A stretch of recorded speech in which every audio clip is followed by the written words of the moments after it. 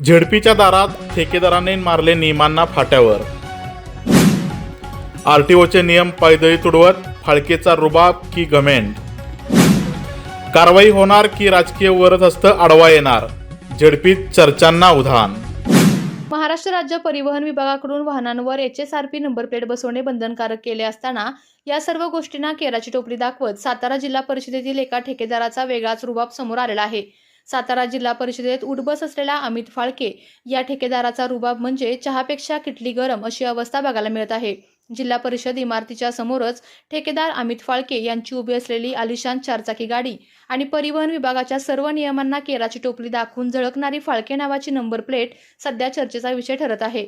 एका शासकीय कार्यालयाच्या आवारामध्ये एचएसआरपी नंबर प्लेट सोडाच पण साधी नंबर प्लेट देखील न लावणाऱ्या या अमित फाळके नावाच्या ठेकेदाराला नेमका घमेंड कशाचा आहे अशी चर्चा जिल्हा परिषद कार्यालयात चालू आहे.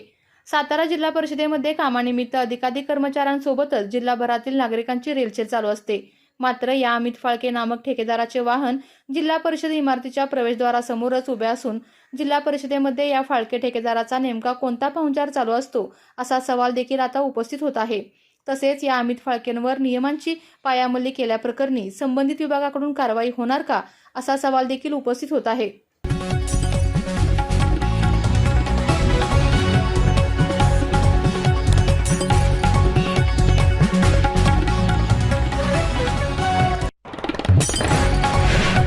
सर्वप्रथम पाहण्यासाठी आजच सातारा न्यूजला YouTube चॅनलवर सबस्क्राईब करा, लाईक करा, शेअर करा आणि बेल आयकॉन प्रेस करायला विसरू नका.